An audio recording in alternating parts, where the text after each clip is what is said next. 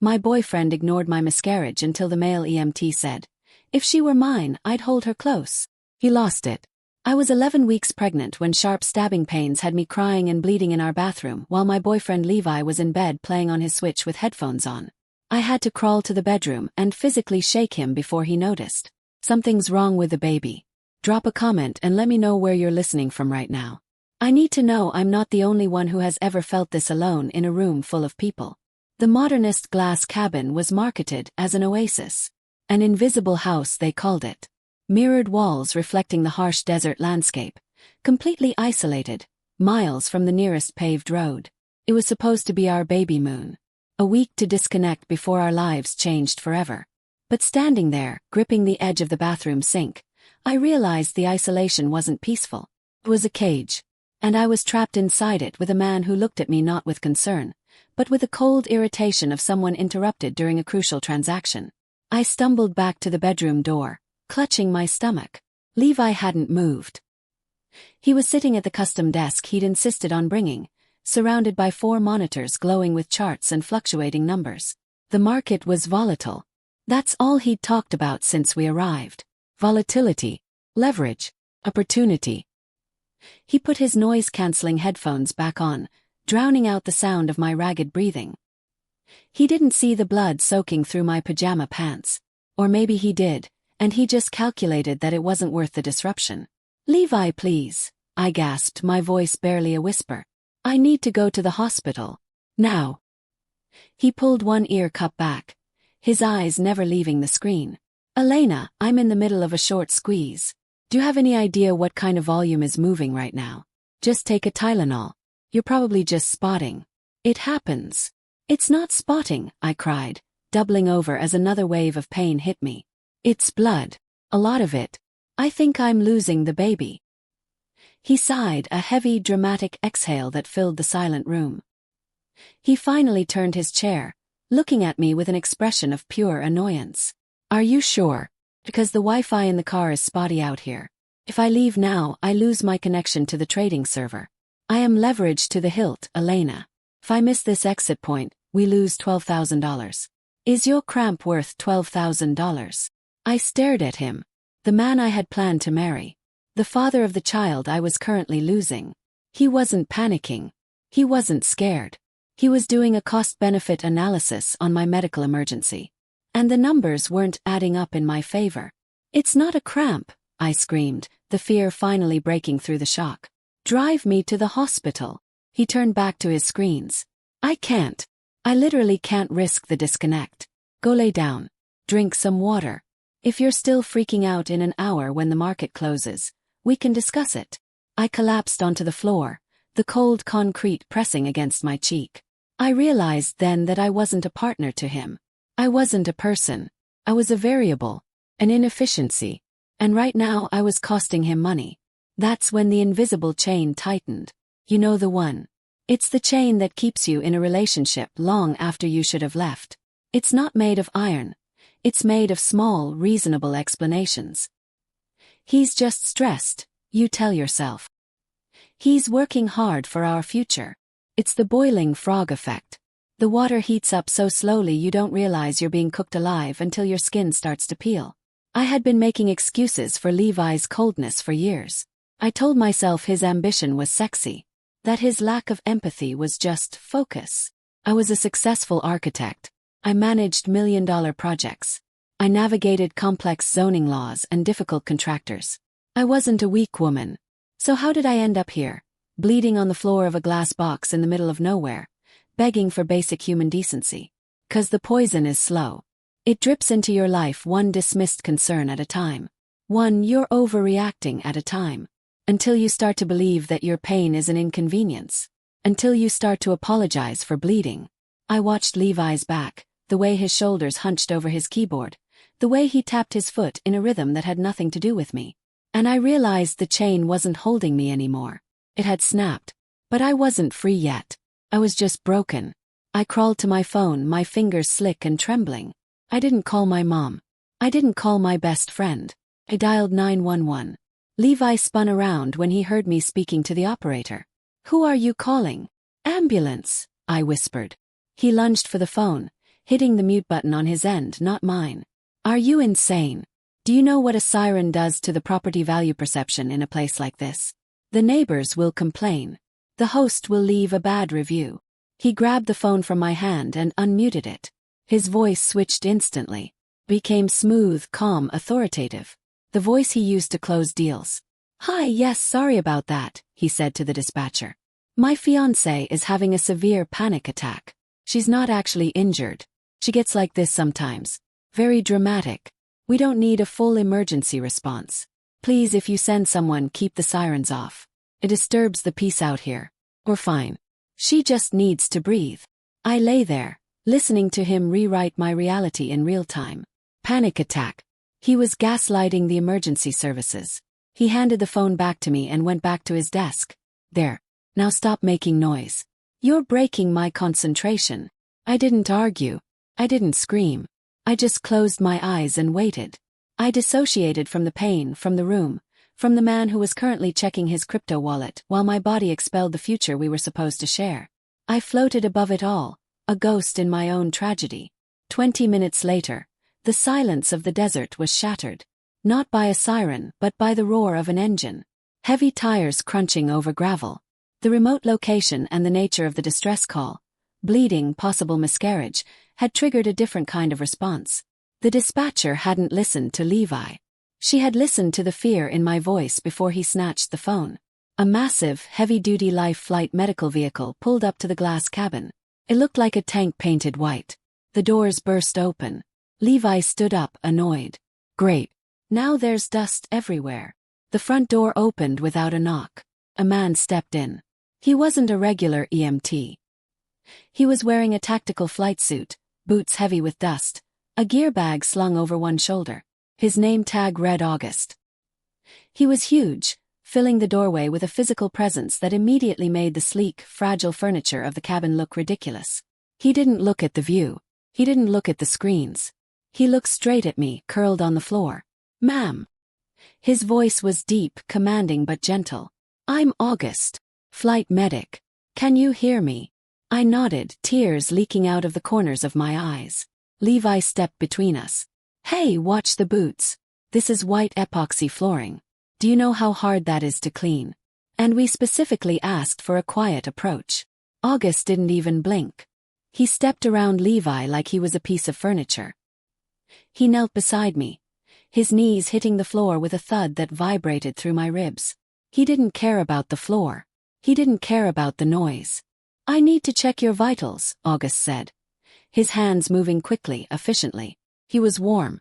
That was the first thing I registered. In this freezing air-conditioned glass box. His hands were warm. You're losing a lot of fluids. We need to get you out of here now. She's fine, Levi said from his desk, not turning around. She just needs to calm down. Can you guys hurry up? The noise is distracting. August froze. His hands stopped moving on the blood pressure cuff. He turned his head slowly to look at Levi. Sir, your partner is hemorrhaging. She is in shock. She's dramatic, Levi corrected, typing furiously. She does this. It's a hormone thing. Just give her a sedative or something and let me finish this trade. August looked back at me. His eyes were dark and serious. He saw the blood. He saw the terror. And he saw the man who was ignoring it all. He didn't say anything to Levi. Not yet. He just keyed his radio. Dispatch, we are transporting one female, priority 1. Be advised, we have a hostile environment. Hostile. Levi laughed, a sharp, incredulous sound. This is a 5-star rental, buddy. The only hostile thing here is your attitude. August ignored him. He lifted me up. I felt weightless in his arms. He didn't ask me to walk. He didn't ask me to help. He just lifted me, cradling me against his chest like I was something precious that had been broken. I've got you, he whispered. I've got you, Elena. As he carried me toward the door, Levi finally stood up. Where are you taking her? I'm not driving to the city. I told you, I can't leave the monitors. August stopped in the doorway. The desert heat rushed in, hot and dry.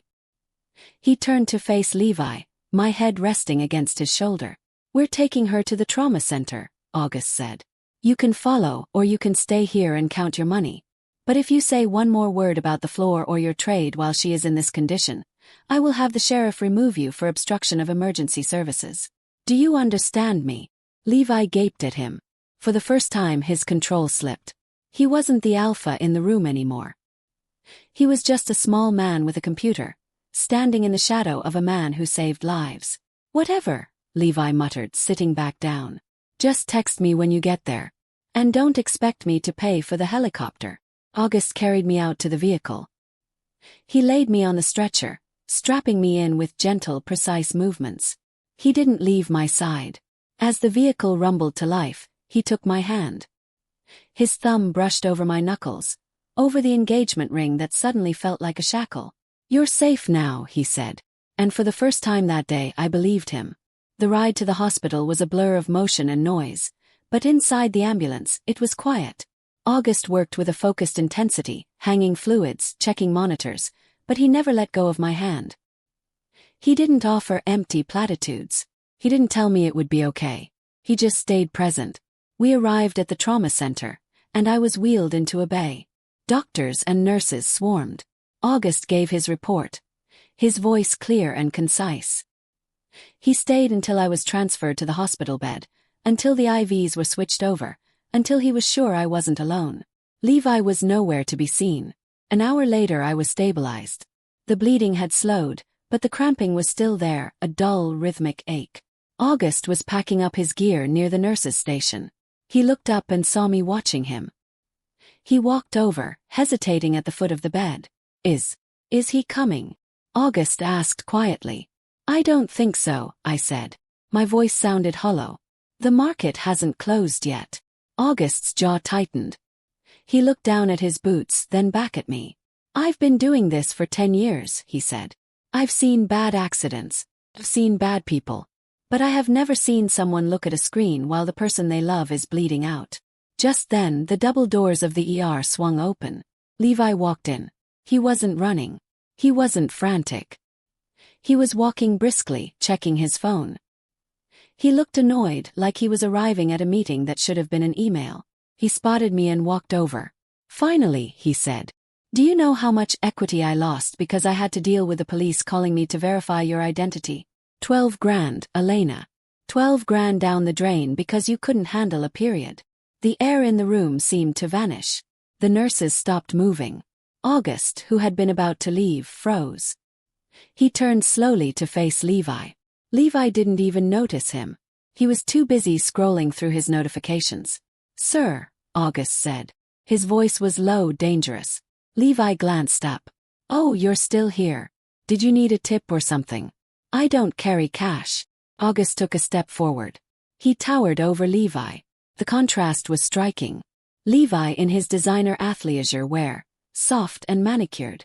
August in his tactical gear, covered in dust and sweat, solid as a rock. If she were mine, August said, his voice carrying through the silencer, I'd hold her close. I'd burn the whole world down to make sure she was okay. I wouldn't be checking a stock ticker. I'd be checking her pulse. Levi's face went purple. It wasn't shame. It was rage. The rage of a narcissist who has been exposed. His reality, that he was the most important person in the room, the smartest, the most successful, had just been shattered by a man he considered beneath him. A service worker. Driver. You don't know anything. Levi screamed, his voice cracking. I provide. Pay for everything. Do you know what my net worth is? Do you know who you're talking to? I could buy and sell you 10 times over. He lunged. It was a pathetic, flailing movement, driven by insecure fury. He tried to shove August. August didn't even flinch. He caught Levi's arm midair, twisting it behind his back in one smooth, practiced motion. He pinned Levi against the wall, not violently, just firmly. Total control. You have a lot of money, August whispered into Levi's ear. But you are a very poor man. Security guards swarmed in then, pulling Levi away. He was screaming now, spitting insults, threatening lawsuits, threatening to have everyone fired. She's mine, Levi yelled, pointing at me. She's my fiancée. You can't touch me. She's a patient, August said calmly. And you are a threat. They dragged Levi out. The doors slid shut, cutting off his screams. I lay in the bed, staring at the empty space where my fiancé used to be. And for the first time I saw him clearly. Not the successful trader. Not the genius. Just a small, empty man with a loud voice and a fragile ego. The delusion of power in an empty wallet. That's what it was. Men like Levi build their entire identity on transactional value. They think money buys them the right to be cruel. They think providing financially absolves them of providing emotionally. But when faced with real strength, the strength of care, of protection, of physical presence, their currency is worthless. August hadn't just humiliated him. He had bankrupted him emotionally in front of an audience. August straightened his uniform. He looked at me, his expression softening. "I'm sorry," he said. "I shouldn't have engaged." "Thank you," I whispered. "Thank you for engaging." He nodded once, then turned and walked out into the night.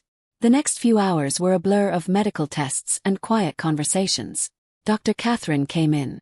She was a trauma surgeon, sharp-eyed and efficient, but her touch was gentle. She sat on the edge of the bed. "Elena," she said softly, "we did the ultrasound. There's no heartbeat." I knew it. I think I had known it since the bathroom floor. But hearing it said aloud made it final. The hope I had been clinging to, the tiny, irrational hope that maybe this was all just a scare, evaporated. Cried then. Silent, hot tears that ran into my ears. Dr. Catherine stayed. She didn't check her watch. She didn't check her phone. She just sat there, a witness to my grief. "Kelani is here," she said after a while. "She's in the waiting room. Should I send her in?" "Yes," I choked out. "Please." Kelani burst in a minute later. She looked like she had run all the way from the city. Her hair was a mess, her eyes wild. She flew to the bed and wrapped her arms around me. "I've got you," she said, echoing August's words. "I've got you, Lainey. I'm here." We stayed like that for a long time. She didn't ask questions. She just held me while I shook. Eventually my phone pinged. A notification. I ignored it. Then another. And another. An email. I picked up the phone, thinking maybe it was Levi apologizing. Maybe the shock of the ER had snapped him out of it. Maybe he was realizing what he had done. I opened the email. It was from Levi. Subject: settlement of expenses, trip and medical. I opened the attachment. It was a PDF. An invoice. Item 1. Airbnb cleaning fee, biological waste/rug replacement, $2,500. Item 2. Medical transport copay, estimated $500. Item 3. Opportunity cost, mistrading window/market dip, $12,000. Total due $15,000. There was a note at the bottom. "Elena, given the circumstances and your behavior today, I think it's fair you cover these costs. My lawyer will be drafting a separation agreement regarding the apartment lease. Please transfer the funds by morning so I can cover my margin calls." I stared at the screen. The numbers blurred. $15,000. He was charging me for losing our baby. He was charging me for the blood on the rug. Something inside me snapped. Not like a twig but like a steel cable under tension. It was a clean, sharp break. The sadness vanished, replaced by a cold, hard clarity. He wasn't just a narcissist. He was a monster. And monsters don't get to negotiate. "Kelani," I said, my voice steady. "Hand me my laptop." "What are you doing?" she asked, wiping her eyes. "I'm liquidating," I said. I opened my banking app. Levi thought he knew my finances. He thought he controlled the flow of money because I let him handle the joint investment account, the one where I put my paycheck for bills. He thought I was dependent on him. But I was an architect. I built foundations for a living.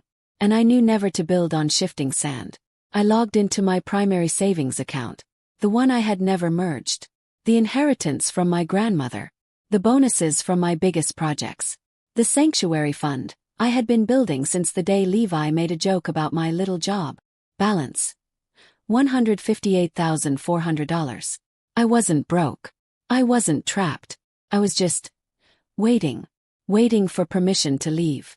And Levi had just given it to me in the form of an invoice. I drafted a reply. "Levi, per your request, I am settling all accounts. I have transferred the $2,500 for the cleaning fee. Consider it a severance package. Regarding the $12,000 opportunity cost, I suggest you check the lease agreement for our city apartment. It is in my name. I have just contacted the landlord and exercised the early termination clause due to domestic disturbance. You have 48 hours to vacate. Also, I have removed my capital from the joint trading account. The $50,000 seed money was mine. I assume your leverage will be affected. Do not contact me again. My lawyer, who is surprisingly more expensive than yours, will be in touch. I hit send. Then I blocked his number. I blocked his email. I blocked him on every platform. Kalani watched me wide-eyed. Did you just? I evicted him, I said. From my life. The fallout was immediate. Levi spiraled. The market actually did crash the next day. And without my capital backing his margin account, he was liquidated. He lost everything. He tried to reach out through friends, begging, saying it was just business stress, that he didn't mean it. I never replied. 7 months later, I stood in the center of a room filled with light. It was my new home. I had designed it myself. No glass walls. No cold epoxy floors. It was warm wood, soft textiles, big windows that looked out onto a garden, not a barren desert. I was sitting at my drafting table, working on a new project, a community center for at-risk youth. My own firm was taking off. I wasn't dating anyone. I wasn't looking. I was happy in the quiet. I picked up a pen and wrote a card. To the flight medic team. Thank you for catching me when I fell. You reminded me what strength actually looks like. I didn't sign it with my phone number. I didn't try to find August. He was a catalyst, not a destination. I walked over to the window and looked out at the garden I was planting.